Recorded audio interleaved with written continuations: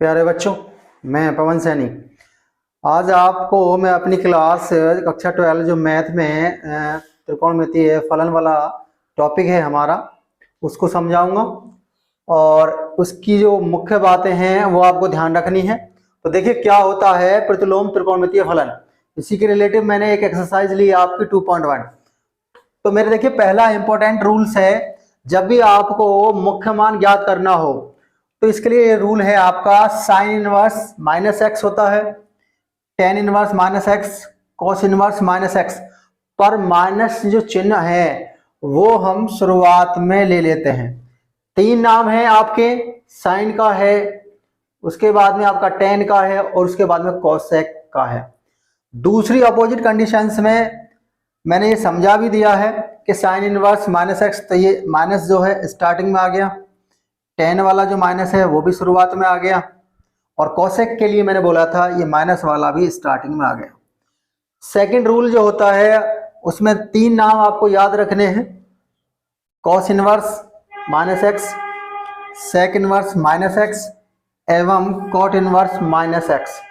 इसमें एक चेंजेस होता है कि माइनस चिन्ह इसमें स्टार्टिंग में नहीं आता, बदली एक बदलाव होता है कि हम वहां पाई माइनस एक्स कर देते हैं। तो देखिए यहाँ कॉस इनवर्स माइनस एक्स की बात करते हैं तो ये आपका pi minus cos inverse x हो गया। दूसरा नाम बताया था सेक इनवर्स माइनस एक्स का, तो इसके लिए होगा pi minus sec inverse x.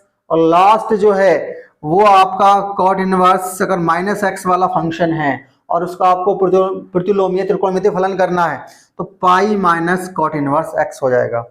अब ये देखिए कुछ मुख्य मान हैं विभिन्न शाखाओं के लिए, उनके प्रांत और परिसर के साथ में वो आपको याद रखने हैं।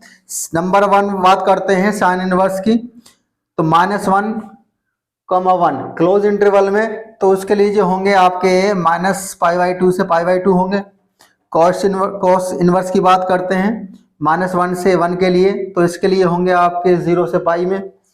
थर्ड बात करते हैं टेन इनवर्स की, तो रियल नंबर्स के लिए ये जो होते हैं आपके -π/2 π/2 होंगे। कॉट इनवर्स के लिए देख लेते हैं, तो इसके लिए आपका 0 π होगा। सेक इनवर्स की बात करते हैं तो यहाँ -1 और 1 के लिए, तो ये आपका 0 to π माइनस के π/2 आपको करना है। और लास्ट आपका है कॉसेक इनवर्स एक्स, -1 से 1 के लिए अगर कैटेगरी देखते हैं तो -π/2 से π/2 और लेस करते हैं इसमें 0। तो देखिए कुछ मुख्य मान निकालेंगे, किस प्रकार से निकालेंगे बहुत ही मजे रूप में मैंने आपको बताया है। और मुख्य मानों को निकालने का ऐसा तरीका है कि आप ध्यान रखेंगे कि हमेशा के लिए उसे याद रखेंगे, मेरी वीडियो को देखेंगे। तो देखिए यहाँ मैंने कुछ सवाल लिए हैं, 10 सवाल। और पहला सवाल हमारा है कि साइन इनवर्स -1/2 का हम मुख्य मान किस प्रकार से निकालेंगे। अभी मैंने आपको बताया कि जैसे ही साइन इनवर्स -x आता है तो आपको माइनस वाला पार्ट स्टार्टिंग में रख देना है, तो हमने माइनस वाला पार्ट जो स्टार्टिंग में रख दिया है। अब आपका हो जाता है कि साइन इनवर्स 1/2। 1/2 आपको ध्यान रखना है कि ये जो वैल्यू होती है त्रिकोणमितीय टेबल में, हमारी जो एंगल होता है वो 30 अंश का होता है, लेकिन हमें रेडियन में कन्वर्ट करना है इसे। तो रेडियन में कन्वर्ट करने के लिए 30 को हम कर देते हैं π/6 में। अब यहाँ से साइन वाला पार्ट हमने काट दिया है, तो ये हमारी हो जाती है माइनस के π/6। सेकेंड कैटेगरी चलते हैं, कॉस इनवर्स से √3/2। तो कॉस के लिए आपका क्या है, कॉस में ये वाली वैल्यू देखते हैं, तो ये वैल्यू आपको जो नजर आती है √3/2, ये भी 30 एंगल पर होती है। और 30 एंगल का अगर हम बात करते हैं तो वो आपकी होती है π/6। तो यहाँ से कॉस वाला पार्ट काट दिया है, तो यहाँ π/6 हो गया। और कॉस की जो शाखाएं हैं ये आप लिख सकते हैं कि 0 से π हैं, जो मैं पीछे ही बताई है आपको। थर्ड में देखते हैं कि कॉसेक इनवर्स 2 है, तो यहाँ कुछ बातें हैं जो पॉजिटिव नजर आएंगी आपको, कुछ बातें ऐसी होंगी जो इनवर्स के साथ में नेगेटिव होंगी।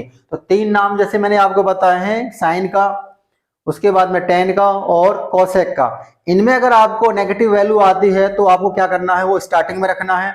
बाकी जो तीन नाम हैं, कॉस इनवर्स -x का, सेक इनवर्स -x का, उसके बाद में कॉट इनवर्स -x का, उसमें माइनस वाली कंडीशंस में हमने क्या करना, पाई में से उस एंगल को लेस कर देना। तो देखिए एक ऐसा ही एग्जांपल है जो हमारा 5th एग्जांपल है कि कॉस इनवर्स -1/2।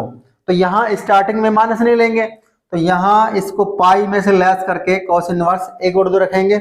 और यहाँ बात करते हैं पाई माइनस 1/2 की अगर बात करते हैं कॉस में, तो ये हमारे 60 एंगल पर होता है और साइड को हम कहते हैं π/3। तो कॉस से कॉस काट देंगे तो आपकी जो वैल्यू हो गई है पाई माइनस π/3। क्रॉस मल्टीप्लाई करते हैं तो ये 3π माइनस π/3, तो ये हमारा 2π/3 हो जाता है। उससे पहले वाला जो चौथा क्वेश्चन है उसमें क्या है कि tan इनवर्स -√3 दिया है, और तो ये 3 नामों में आता है, तो माइनस आप स्टार्टिंग में ले लेंगे। tan इनवर्स √3 की अगर बात करते हैं ट्रिग्नोमेट्री है मान में, तो ये हमारी 60 अंश वैल्यू, और 60 को हम कहते हैं π/3। tan इनवर्स से tan इनवर्स काट देंगे तो ये माइनस के π/3 हो जाता है। 6 क्वेश्चन आपका दिया है tan इनवर्स -1 का, तो यहाँ भी माइनस स्टार्टिंग में रख लेंगे। tan इनवर्स 1 हो गया। tan 1 की अगर बात करते हैं tan π/4 का, tan यहाँ से कट जाएगा, तो यहाँ माइनस π/4 आपका रिजल्ट आ जाता है। तो देखिए सबसे पहला फोकस जो हमें ये करना है कि सवाल को कभी रटना नहीं है, हमें पर्पस याद रखना है कि उसका मेथड किस प्रकार से होगा, उसी आधार पर वो लेके चलना है। तो नेक्स्ट कड़ी में अगर देखते हैं कि सेक इनवर्स 2/√3, तो सेक इनवर्स आप जानते हैं सेक भली भांति जो होता है अपोजिट होता है कॉस का। तो हम क्या करते हैं, अगर इसका अपोजिट करते हैं तो ये 3√3/2 जो कि वैल्यू होती है कॉस 30 की, तो ये भी वैल्यू कितनी होगी सेक 30 में। तो यहाँ सेक इनवर्स सेक 30 का मतलब है π/6। अब सेक से सेक काट देंगे तो ये π/6 आपका नजर आ जाएगा। तो यानी सेक इनवर्स 2/√3 की जो वैल्यू होती है मुख्य मान के लिए वो π/6 हो गए। नेक्स्ट कड़ी में 8वां क्वेश्चन है आपका कॉट इनवर्स √3। तो यहाँ पॉजिटिव वैल्यू है, तो कॉट में जो √3 बात करते हैं बच्चों, यहाँ ये आपकी π/6 की होती है। कॉट से कॉट काट देंगे तो आपका मुख्य मान जो हो जाता है π/6 हो जाता है। 9 प्रश्न है हमारा कि कॉस इनवर्स -1/2। जैसे ही माइनस आता है कंफ्यूजन हमारे अंदर आ जाती है। माइनस चिन्ह कंफ्यूजन के लिए 3 ही बातें आपको बताई थी, 3 नाम कॉस सेक कॉट। तो यहाँ कॉस नजर आता है हमें, तो हमें क्या करेंगे पाई स्टार्टिंग में लेना है। उसके बाद देखना है कि ये जो वैल्यू है कॉस में किस एंगल पर है। तो यहाँ ये जो वैल्यू बात करते हैं π/4 पर है।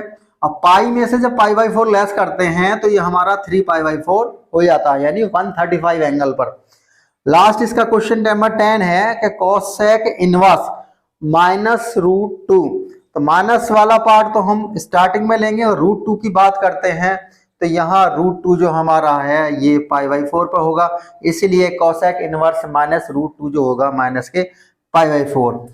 तो यहाँ देखिए मैंने बहुत 10 सवाल आपके लिए हैं, और देखिए ये कुछ जो मैंने 6 सवाल हैं ये आपको होमवर्क में दिए हैं, और इनका जो है सॉल्यूशन मुझे कमेंट्स में देंगे, और मेरी वीडियो को देखिए अच्छे के रूप में देखेंगे और आपको लास्ट में मज़ा भी आएगा। धन्यवाद।